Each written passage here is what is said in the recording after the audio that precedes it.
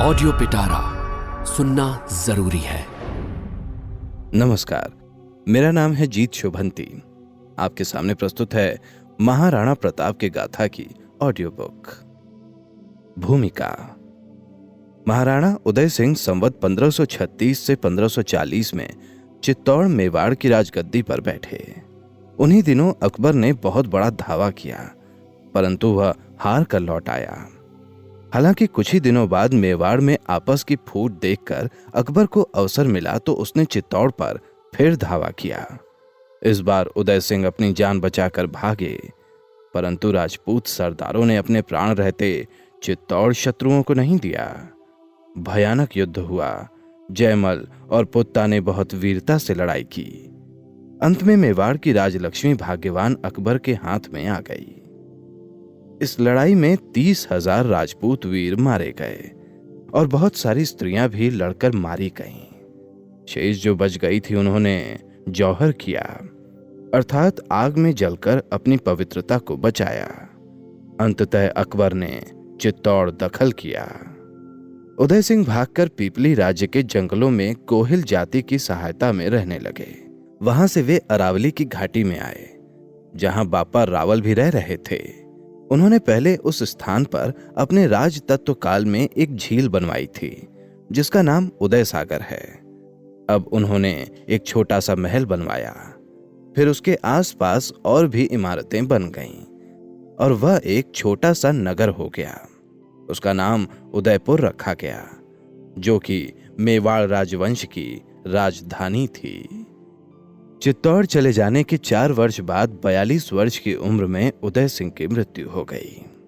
उनके 25 पुत्र थे।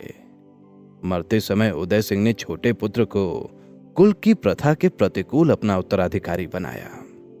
जगमल गद्दी पर बैठ गया, परंतु यह बात मेवाड़ के सरदारों को बहुत बुरी लगी और उन लोगों ने शीघ्र ही उसे उतारकर महाराणा प्रताप सिंह को गद्दी पर बैठाया। प्रताप सिंह का जन्म जेठ सुदी 13 संवत 1566 को हुआ था और मीति फागुन सुदी 15 संवत 1617 को गांव गोघुंदे में वे गद्दी पर बैठे थे। प्रताप सिंह राज्य के अधिकारी तो हुए, परंतु ना तो उनके पास कुछ विशेष राजसी ठाठ था और ना ही कोई मजबूत किला ही था। प्रताप सिंह वीर पुरुष थे। उनका हृदय उत्साह से भरा हुआ था। उनके अंदर चित्तौड़ मुसलमानों से छीनकर अपने कुल का गौरव पुनः स्थापित करने की आग सुलग रही थी।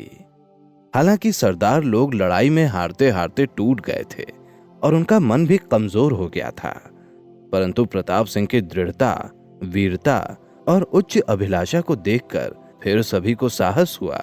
फिर सब कमर कसकर खड़े हो गए।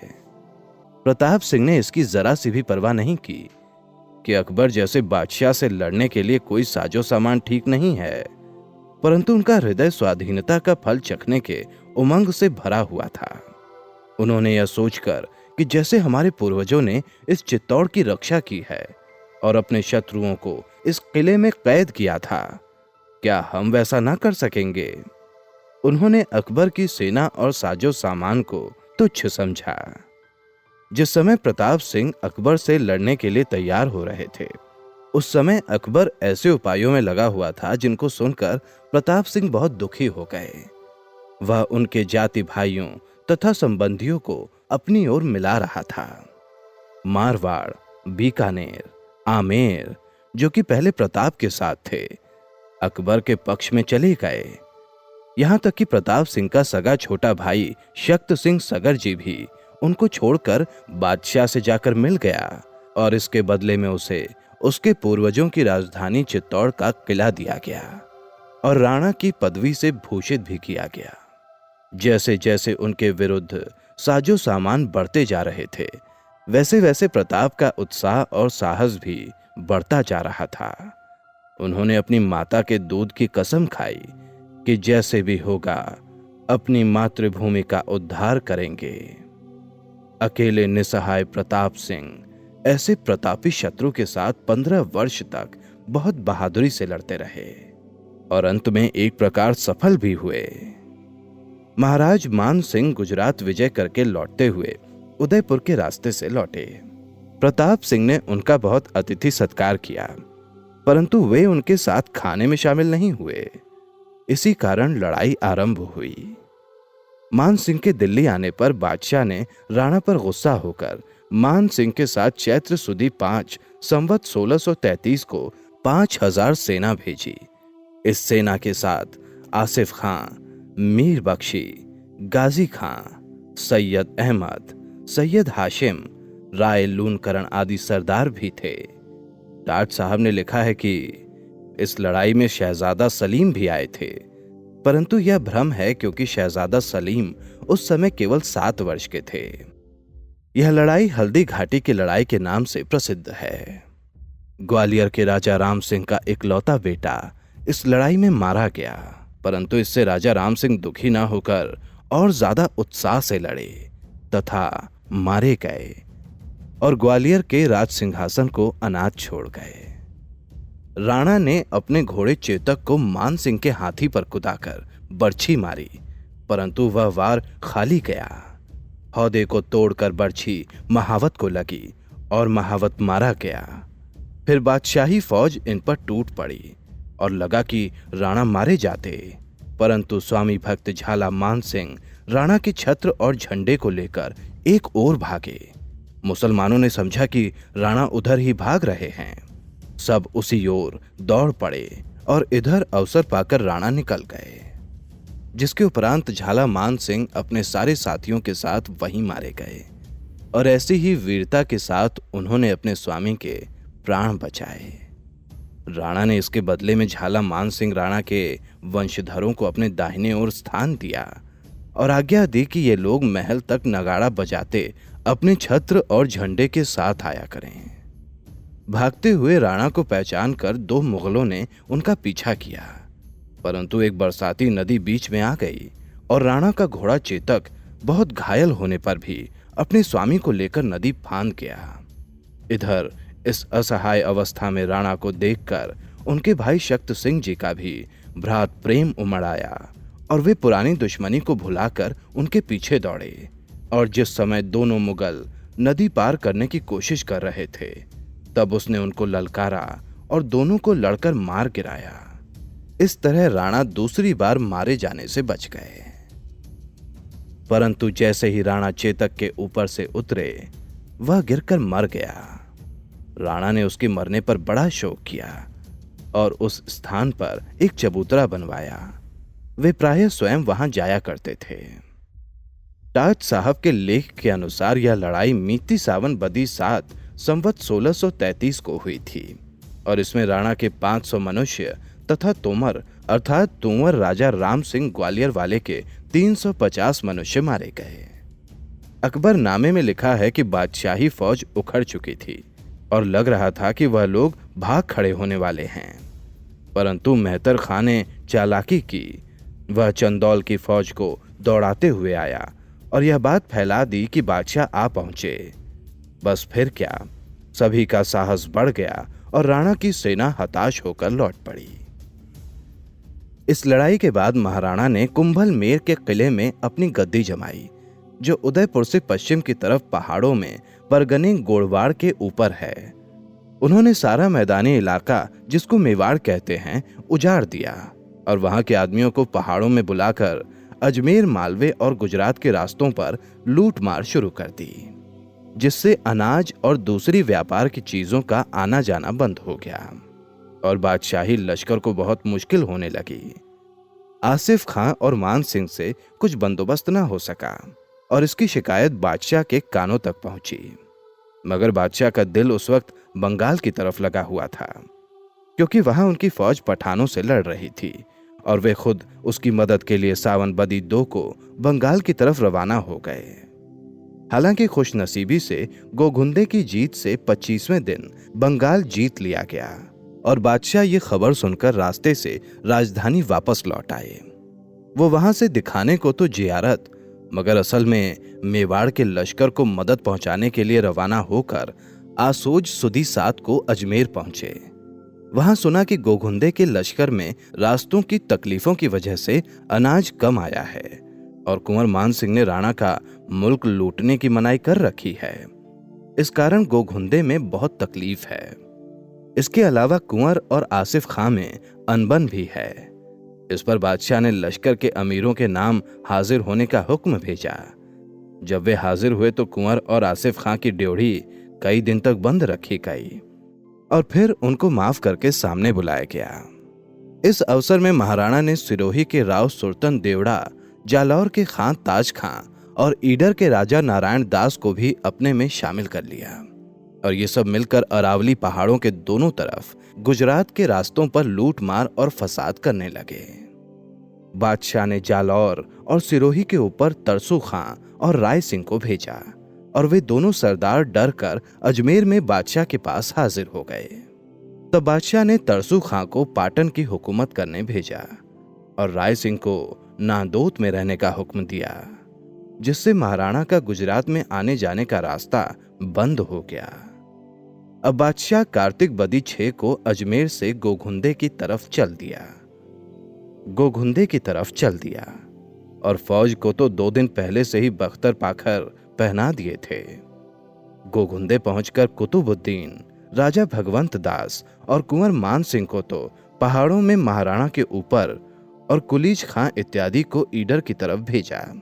गोघुंदे पहुंचकर कुतुबुद्दीन, राजा भगवंत दास और कुंवर मान सिंह को तो पहाड़ों में महाराणा के ऊपर और कुलीज खां इत्यादि को ईडर की तरफ भेजा और इनके साथ ही हाजियों के काफिले यानी संघ को भी हलोदर की घाटी से गुजरात की तरफ रवाना किया और मेवाड़ के पहाड़ों में से होकर ईडर पहुंचा।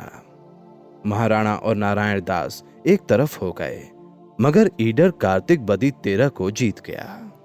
फिर बादशाह गाजी खां इत्यादि अमीरों को मोही में, जो गोघुंदे से 20 कोस है, और अब्दुल रहमान इत्यादि को मदारिये में छोड़कर पूस सदी 8 को बांसवाड़ा के रास्ते से मालवे की तरफ रवाना हुए। कुतुबुद्दीन खां और राजा भगवंत दास, जो हाजियों को गुजरात की सरहद तक पहुंचा चुके थे, बगैर हुक्म आकर शामिल हो गए, मगर उन पर नाराजगी हुई और कुछ दिन तक दरबार बंद रहा। बादशाह उदयपुर होकर बांसवाड़े को रवाना हुए। उदयपुर में शाह फखरुद्दीन और जगन्नाथ को उदयपुर के दर्रे यानी दहवाड़ी की घाटी में राजा भगवंत दास और सैयद अब्दुल्ला खां को छोड़कर लश्कर की अफसरी कुतुबुद्दीन खां की जगह आसिफ खां को दे गए और बांसवाड़े, जहां डूंगरपुर और बांसवाड़े के रावल प्रताप और आस्करण हाजिर हो गए थे, वहां से होकर देपालपुर में पहुंचे और वहां कुछ दिन रहे। बादशाह के गोघुंदे की तरफ आने और पहाड़ों में होकर मालवे की तरफ जाने का एक मतलब यह भी था कि किसी तरह महाराणा भी दूसरे रईसों के समान उनके पास हाजिर हो जाएं, तो यह यात्रा सफल हो जाए। मगर महाराणा तो ऐसी पट्टी पढ़े ही नहीं थे। उनको सब तरह से अपना नुकसान करना मंजूर था, लेकिन बादशाह के आगे सिर झुकाना हरगिज मंजूर नहीं था। बादशाह कम से कम 6 महीने के करीब महाराणा के मुल्क में और उसके आसपास रहे और उन्होंने महाराणा को तंग करने में कोई कसर बाकी नहीं रखी। फिर भी महाराणा ने कुछ परवाह नहीं की और उनको सलाम तक नहीं कहलाकर भेजा, बल्कि हर तरह से उनको परेशान करते रहे। उन्होंने बादशाही थानों पर चढ़ाई करना शुरू कर दिया और मेवाड़ की तरफ से आगरा का और बादशाह के लश्कर का रास्ता बंद कर दिया।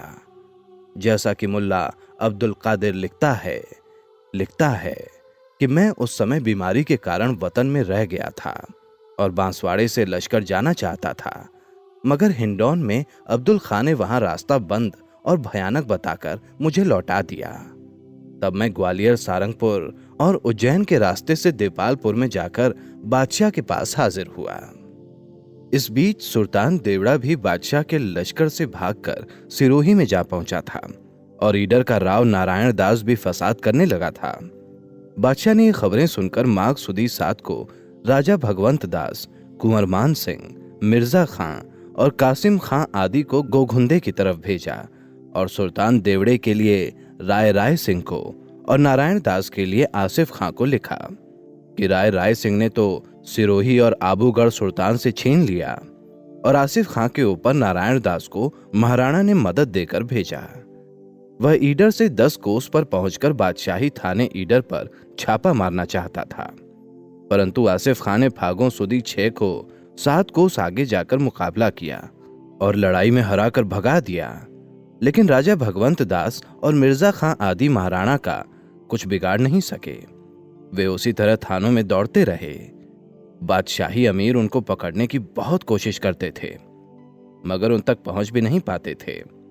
और जब भी पहाड़ में महाराणा के ठहरने की खबर पाकर उन्हें घेरते थे, तभी महाराणा दूसरे पहाड़ से निकलकर छापा मार देते थे। वे कभी एक जगह या किले में जमकर नहीं बैठते थे, ताकि वे किसी भी वक्त मुश्किल में ना पड़ जाएं। वे हमेशा इधर उधर बादशाही अमीरों की देखभाल में घूमते रहते थे। इस दौड़ धूप का फल यह हुआ कि उदयपुर और गोघुंदे से बादशाही थाने उठ गए और मोही का थानेदार मुजाहिद बेग मारा गया। बादशाह का दोबारा अजमेर में आना। अकबर बादशाह कार्तिक बदी 12 को मामूल की तरह फिर अजमेर आए और अगली फौज से मेवाड़ में कुछ काम नहीं निकलता देखकर कार्तिक सुदी 15 को मेड़ते से फिर एक फौज महाराणा को जीतने के लिए भेजी। उसमें अफसर तो वही राजा भगवंत दास, कुंवर मान सिंह, पायदा खां, मुगल सैयद कासिम, सैयद हाशिम, सैयद राजू, असद तुर्कमान और गजरा चौहान आदि थे। लेकिन बख्शी आसिफ खां की जगह शहबाज खां ने ले ली थी और सारी फौज की जिम्मेदारी उसी को थी। यह बहुत चालाक अफसर था। उसने पहले तो हाजियों के काफिले को, जिसके साथ बहुत रुपया मक्का को भेजा गया था, महाराणा को सरहद से पार उतार दिया और फिर बादशाही थाने देखकर सरहद पार करने के लिए बादशाह से और मदद मांगी। बादशाह ने शेख इब्राहिम फतेहपुरी को कुछ फौज देकर भेजा। उसके पहुंचने पर शहबाज खां ने महाराणा से कुंभलगढ़ ले लेने का इरादा करके राजा भगवंत दास और कुंवर मान सिंह को तो तरफदारी का वादा करके बादशाह के पास जाने की सीख दे दी और फिर शरीफ खां, गाजी खां और मिर्जा खां आदि के साथ जाकर उस किले को घेर लिया। वैशाख बदी 12 संवत 1635 को महाराणा ने अंदर से लड़ाई की, मगर एक बड़ी तोप के फट जाने से किले का सामान जल गया। महाराणा लाचार होकर किला छोड़कर बांसवाड़े की तरफ निकल गए, मगर उनके नामी राजपूतों ने पहले किले के दरवाजे पर लड़ाई की और फिर मंदिरों और घरों के आगे बहादुरी से मुकाबला करके मारे गए। शहबाज खां गाजी खां को किले में छोड़कर महाराणा के पीछे चल दिया। फिर दूसरे दिन दोपहर को गोघुंदे में और आधी रात को उदयपुर में हमला किया और बहुत सारा माल लूटा। मूता नेड़सी ने लिखा है कि अकबर की फौज ने संवत 1633 में कुंभल मेड़ को जीत लिया। सोनगरामान, अखेरा जीत और राणा जी के कई सेवक मारे गए। महाराणा को पकड़ने के लिए शहबाज खां पहाड़ों में बहुत घूमा, मगर महाराणा हाथ नहीं आए। आखिर उसने थक कर पीछा छोड़ दिया और पता लगाकर उनका डेरा लूट लिया। राय सुरजन हाड़ा का बेटा दूदा, जो बादशाह से बागी हो गया था और 1 साल पहले बादशाही लश्कर से लड़कर महाराणा के पास चला आया था, वो शहबाज खां के पास हाजिर हो गया। वह उसी को लेकर पंजाब में बादशाह के पास गया, जिसके बाद आषाढ़ सुदी 13 संवत 1635 को उसको पेश किया गया, जिसके बाद बादशाह ने उसकी प्रार्थना पर दूदा के कसूर माफ कर दिए। शहबाज खां के जाने पर महाराणा बांसवाड़े की तरफ से 56 के पहाड़ों में आए और बादशाही थानों को खत्म करने लगे। बादशाह ने फिर बदी 14 संवत 1635 को शहबाज खां और गाजी खां को भेजकर मोहम्मद हुसैन, शेख तैमूर बदखशी और मीरजादा अली खां और भी बहुत से अमीरों को साथ भेजा। महाराणा फिर पहाड़ों के ऊपर चढ़ गए। शहबाज खां फिर 2-3 महीने तक मेवाड़ में घूमा और थानों में हर जगह कारगुजार आदमी रखकर चला गया और जेठ सुदी 14 संवत 1636 को बादशाह के पास पहुंचा, जिसके बाद महाराणा को फिर से अपने काम करने का मौका मिल गया। कार्तिक बदी 13 संवत 1636 को बादशाह खुद अजमेर में आए और जब सुदी 12 को वापस जाने लगे, तब फिर शहबाज खां को सूबे अजमेर का प्रबंध देखने के लिए छोड़ गए। इससे पता चलता है कि महाराणा ने मेवाड़ के अलावा और जगह भी सूबे अजमेर में दखलंदाजी की थी। शहबाज खां ने फिर महाराणा का पीछा किया। इस बार वे बहुत मुश्किल में पड़ गए और उन्हें खाना खाने तक की फुर्सत नहीं मिलती थी। वे जिधर भी जाते थे दुश्मन उनका पीछा करता हुआ चला आता था। एक दिन तो ऐसा हुआ कि 5 बार खाना छोड़कर भागना पड़ा। ऐसी परेशानी कभी किसी को नहीं हुई होगी कि दुश्मन हर समय तलवार लिए हुए सिर पर खड़ा मिले। और इस मुश्किल से निपटना भी महाराणा प्रताप सिंह का ही काम था, जो कि ऐसी ऐसी कड़ी परेशानी झेलते थे। बड़े लोगों ने जो यह बात कही है कि शूरवीर उसको कहना चाहिए जिसके तेवर हार में भी ना बदलें, यह महाराणा प्रताप सिंह में अच्छी तरह से देखा जा सकता था कि हार पर हार होती गई और जमीन चली गई, फिर भी वे लड़ने मरने ही पर तैयार रहते थे और कमजोर बात मुंह से कभी नहीं निकालते थे। टाड़ राजस्थान में लिखा है कि एक बार उनकी बेटी अपने हिस्से की रोटी आधी तो खा गई थी और दूसरी बार के खाने के लिए रखी गई आधी रोटी एक बिल्ली खा गई, जिसके कारण वह लड़की जोर जोर से रोने लगी। यह दुख महाराणा से नहीं सहा गया और उन्होंने अकबर को लिखा कि मेरी तकलीफ कम करो। अकबर इसमें बहुत घमंड में आ गया और उसने दरबार लगाकर यह पत्र सबको दिखाया। बीकानेर के राजा राय सिंह के भाई पृथ्वीराज ने कहा कि यह किसी ने राणा के नाम पर बट्टा लगाने के वास्ते जालसाजी की है। राणा को मैं जानता हूं, वह कभी ऐसे शब्द नहीं लिखेगा। और फिर पृथ्वीराज ने महाराणा को इस हरकत से रोकने के लिए बहुत चमत्कारी कविता लिखकर भेजी, जिन्हें सुनने से महाराणा को 10,000 घोड़े की ताकत आ गई। और ये कहानी झूठी लगती है, क्योंकि अकबर बादशाह के किसी इतिहास में भी ऐसा नहीं पाया जाता है कि महाराणा ने कभी कोई ऐसी दरख्वास्त बादशाह से की हो। अगर की होती तो अबुल फजल, जिसने जरा जरा सी बात को बना बना कर लिखा है, इसको राई का पहाड़ बनाकर लिखता। मगर अकबर नामे में कहीं भी ऐसा जिक्र नहीं है, इसीलिए यह बात साफ साफ बनावटी लगती है।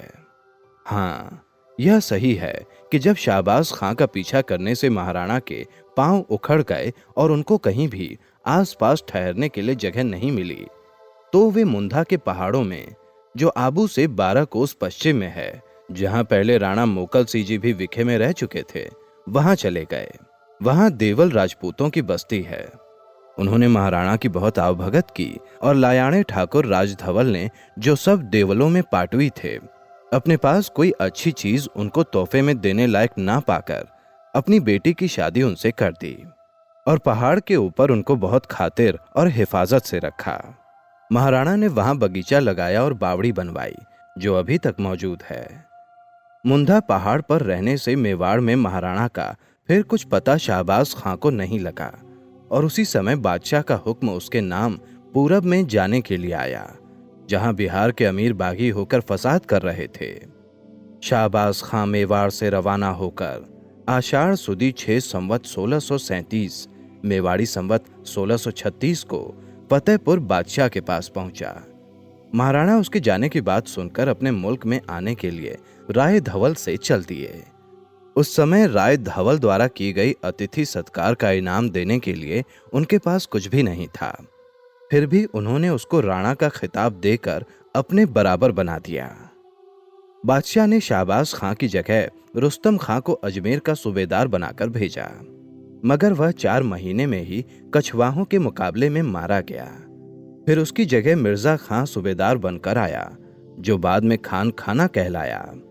मालूम होता है कि यह महाराणा का दोस्त था और महाराणा की तारीफ में इसके बनाए हुए दोहे बहुत मशहूर हैं। इसने महाराणा से छेड़छाड़ नहीं की, जिससे उनका कब्जा अपने मुल्क में फिर से हो गया और वे धीरे धीरे आगे भी बढ़ने लगे। मूता नेड़सी ने लिखा है कि बैसाख सुदी संवत 1638 से 1639 में महाराणा ने शेरपुरे के थाने को खत्म कर दिया। यहां मिर्जा खां की बेगम पकड़ी गई, मगर महाराणा ने बहुत इज्जत के साथ उसे बाद में मिर्जा खां के पास भेज दिया। राज प्रशस्ति में लिखा है कि कुंवर अमर सिंह मिर्जा खां के कबीलों को पकड़ लाया था, जबकि बादशाह उसको गोगुंधे छोड़ गए थे, मगर महाराणा ने फौरन उसको मिर्जा खां के पास पहुंचा दिया।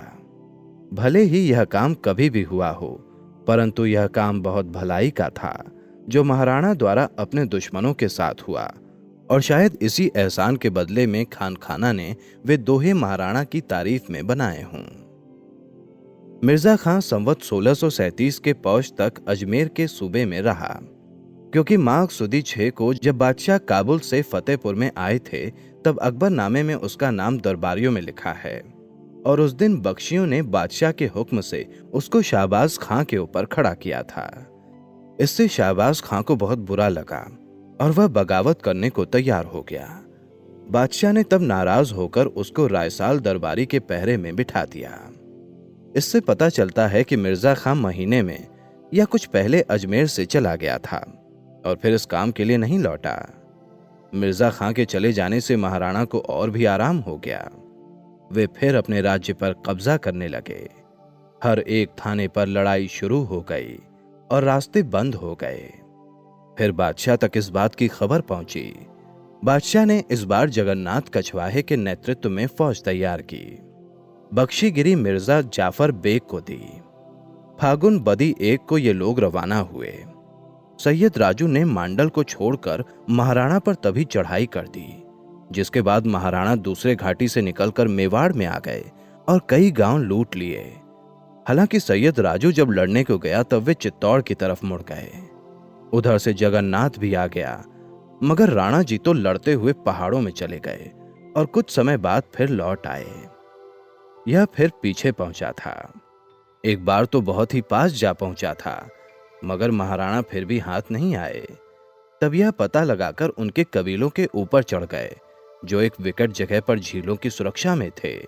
मगर महाराणा को पता चल गया और वे उनको भी ले गए। ये फिर गुजरात की सीमा तक पीछे गए, मगर महाराणा का पता नहीं चला। तब डूंगरपुर के रावल से जुर्माना लेकर ये लौट आए। इसी तरह से जगन्नाथ भी 2 साल तक पहाड़ों में भटकता रहा। फिर बादशाह ने मजाहत बेग को इलाहाबाद भेज दिया और जगन्नाथ भी संवत 1642 में कश्मीर चला गया। महाराणा की फतह। इस समय से महाराणा के दिन फिरने लगे। बादशाह की फिर कोई फौज नहीं आई। अकबरनामे में 12 बरस यानी 1693 तक महाराणा का जिक्र नहीं आता है, सिर्फ उनके मरने की खबर लिखी है। इतने समय तक बादशाह के चुप रहने और फौज नहीं भेजने का कारण यह था कि वे संवत 1641 से पंजाब में रहते थे और उनका ज्यादातर ध्यान उत्तर और पश्चिम की तरफ था, क्योंकि तुरान के बादशाह अब्दुल खां उजबक से दुश्मनी हो गई थी और अक्सर उसके काबुल और हिंदुस्तान के ऊपर चढ़ाई करने की खबरें उड़ा करती थीं। टाड राजस्थान में लिखा है कि महाराणा के ऊपर आई तकलीफ देखकर उनके पुश्तैनी दीवान भीमा शाह का दिल भी जल गया और जो दौलत उसके बाप दादा द्वारा जोड़ी हुई चली आ रही थी वह सब उसने महाराणा को दे दी, और महाराणा ने उस रुपए से घोड़े आदि खरीदकर और राजपूतों को सेना में भर्ती करके बादशाही सेना पर जो दबेर में पड़ी हुई थी वहां जा पड़े और उसको गाजर मूली की तरह से काट कर भागती हुई सेना का आमेर तक पीछा किया। उसी गर्मा गर्मी में कुंभल मेर के ऊपर हमला करके अब्दुल्ला और उसकी सेना को काट डाला गया और फिर उसी तरह दुश्मनों के 22 थाने छीनकर उनको मार भगाया।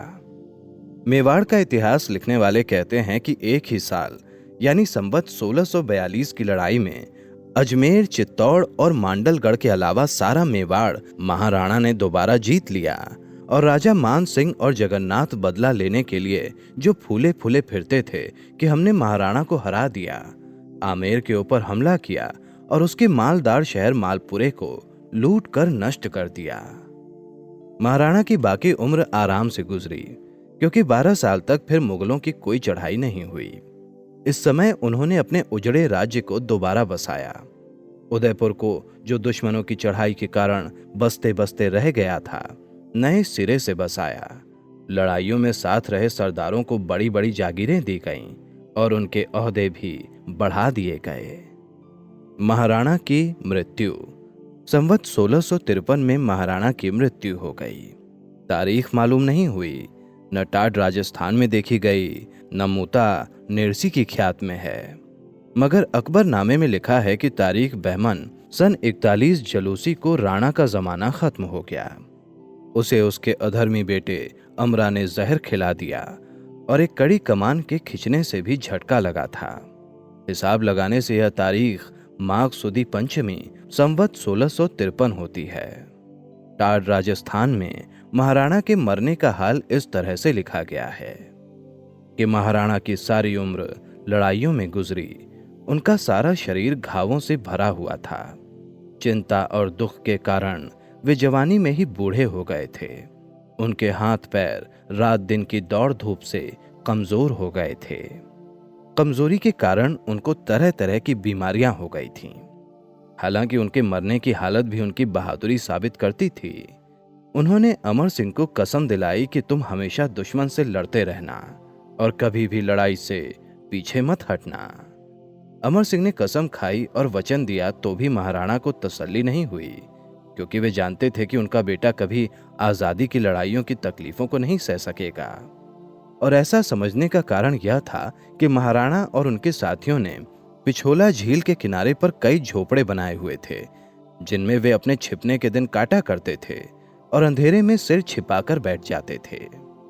राजकुमार अमर सिंह को इस बात का ख्याल नहीं रहा कि झोपड़ा बहुत नीचा है और उसका एक बांस बाहर को निकला हुआ है, और जैसे ही वे निकलने लगे तो उनकी पगड़ी बांस में फंस गई, जिसके बाद वे उसको वैसे ही खींचते हुए चले गए।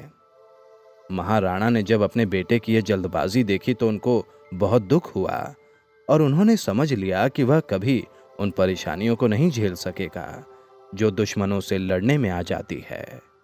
महाराणा उस वक्त एक टूटे से झोपड़े में थे और उनके सरदार जो बुरे वक्तों में आड़े आए थे, सब उनके सिरहाने बैठे थे और उनके दम तोड़ने की हालत को बहुत लाचारी, बेबसी और दुख से देख रहे थे। जब बहुत देर हो गई तो सलूमर के सरदार ने ठंडी सांस भरकर पूछा कि ऐसी कौन सी परेशानी आपको तंग कर रही है जो आपकी जान नहीं निकल रही है।